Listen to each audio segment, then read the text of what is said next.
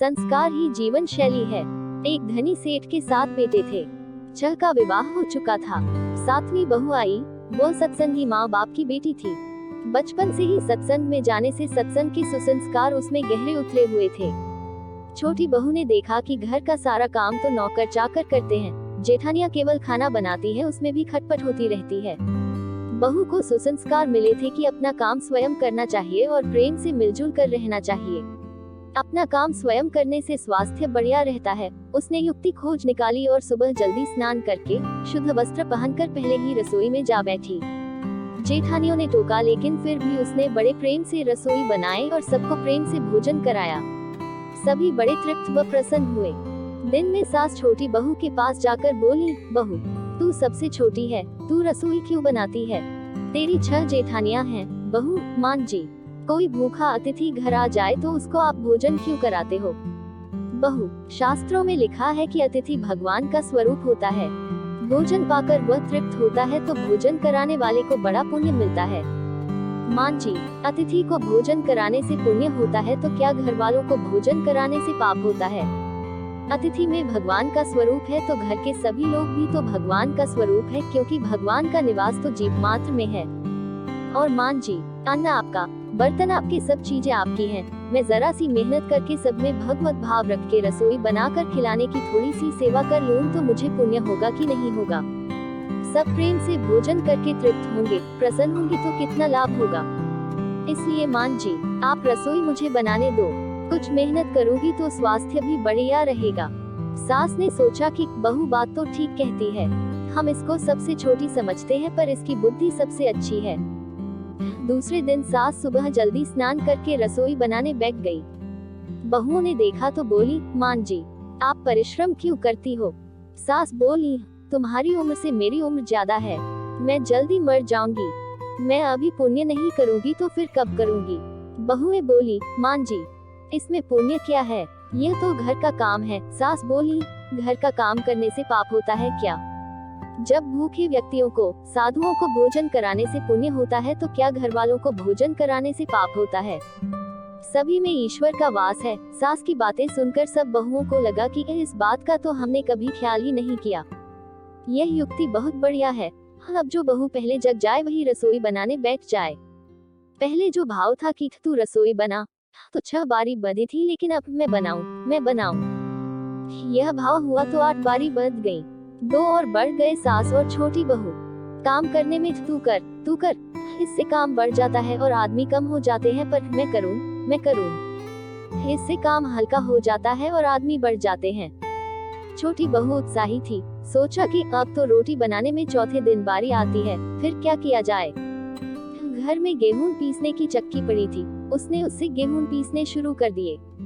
Machine की चक्की का आटा गर्म बोरी में भर देने से जल जाता है। उसकी रोटी स्वादिष्ट नहीं होती, लेकिन हाथ से पीसा गया आटा ठंडा और अधिक पौष्टिक होता है तथा उसकी रोटी भी स्वादिष्ट होती है। छोटी बहू ने गेहूं पीसकर उसकी रोटी बनाई तो सब कहने लगे कि आज तो रोटी का जायका बड़ा विलक्षण है। सास बोली, बहू तू क्यों गेहूं पीसती है? अपने पास पैसों की कमी नहीं है। मान जी, हाथ से गेहूं पीसने से व्यायाम हो जाता है और बीमारी नहीं आती। दूसरा, रसोई बनाने से भी ज्यादा पुण्य गेहूं पीसने का है। सास और जेठानियों ने जब सुना तो लगा कि बहू ठीक कहती है। उन्होंने अपने अपने पतियों से कहा, घर में चक्की ले आओ, हम सब गेहूं पीसेंगी। रोजाना सभी जेठानियां चक्की में 2-2.5 सेर गेहूं पीसने लगी। अब छोटी बहू ने देखा कि घर में जूठे बर्तन मांजने के लिए नौकरानी आती है। अपने जूठे बर्तन हमें स्वयं साफ करने चाहिए, क्योंकि सब में ईश्वर है तो कोई दूसरा हमारा जूठा क्यों साफ करे। अगले दिन उसने सब बर्तन मांज दिए। सास बोली, बहू विचार तो कर, बर्तन मांजने से तेरा गहना घिस जाएगा, कपड़े खराब हो जाएंगे। मान जी, काम जितना छोटा उतना ही उसका महात्म्य ज्यादा। पांडवों के यज्ञ में भगवान श्री कृष्ण ने जूठी पतले उठाने का काम किया था। दूसरे दिन सास बर्तन मांजने बैठ गई। उसको देख के सब बहुओं ने बर्तन मांजने शुरू कर दिए। घर में झाड़ू लगाने नौकर आता था। अब छोटी बहू ने सुबह जल्दी उठकर झाड़ू लगा दी। सास ने पूछा, बहू झाड़ू तूने लगाई है? मान जी, आप मत पूछिए, आपको बोलती हूँ तो मेरे हाथ से काम चला जाता है। झाड़ू लगाने का काम तो नौकर का है, तू क्यों लगाती है? मान जी, रामायण में आता है कि वन में बड़े बड़े ऋषि मुनि रहते थे, लेकिन भगवान उनकी कुटिया में न जाकर पहले शबरी की कुटिया में गए, क्योंकि शबरी रोज चुपके से झाड़ू लगाती थी, पंपासर का रास्ता साफ करती थी कि कहीं आते जाते ऋषि मुनियों के पैरों में कंकड़ न चुभ जाएं। सास ने देखा कि यह छोटी बहू तो सबको लूट लेगी, क्योंकि यह सबका पुण्य अकेले ही ले लेती है। अब सास और सब बहुओं ने मिलकर झाड़ू लगानी शुरू कर दी। जिस घर में आपस में प्रेम होता है वहाँ लक्ष्मी बढ़ती है, और जहाँ कलह होता है वहाँ निर्धनता आती है।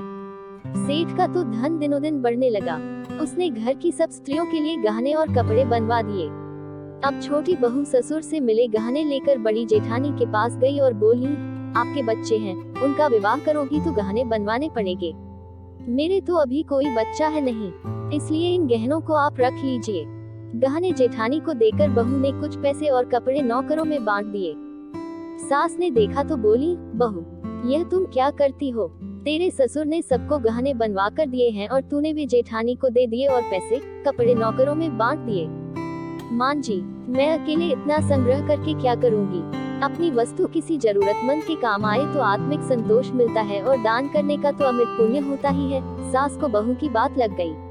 वह सेठ के पास जाकर बोली, मैं नौकरों में धोती साड़ी बांटूंगी और आसपास में जो गरीब परिवार रहते हैं उनके बच्चों को फीस में स्वयं भरूंगी। अपने पास कितना धन है, किसी के काम आए तो अच्छा है। न जाने कब मौत आ जाए और सब यहीं पड़ा रह जाए। जितना अपने हाथ से पुण्य कर्म हो जाए अच्छा है। सेठ बहुत प्रसन्न हुआ कि पहले नौकरों को कुछ देते तो लड़ पड़ती थी, पर अब कहती है कि मैं खुद दूंगी। सास दूसरों को वस्तुएं देने लगी तो यह देख के दूसरी बहुएं भी देने लगी। नौकर भी खुश हो के मन लगा के काम करने लगे और आस पड़ोस में भी खुशहाली छा गई। गीता में आता है, यद्यदाचरति श्रेष्ठस्तत्तदेवेत्रो जनः स यत् प्रमाण कुरुते लोकस्तदनुवर्ते। श्रेष्ठ मनुष्य जो आचरण करता है, दूसरे मनुष्य वैसा वैसा ही करते हैं। वह जो कुछ प्रमाण कर देता है, दूसरे मनुष्य उसी के अनुसार आचरण करते हैं। छोटी बहू ने जो आचरण किया उससे उसके घर का तो सुधार हुआ ही, साथ में पड़ोस पर भी अच्छा असर पड़ा। उनके घर में भी सुधर गए। देने के भाव से आपस में प्रेम भाईचारा बढ़ गया। इस तरह बहू को सत्संग से मिली सूझबूझ ने उसके घर के साथ अनेक घरों को खुशहाल कर दिया।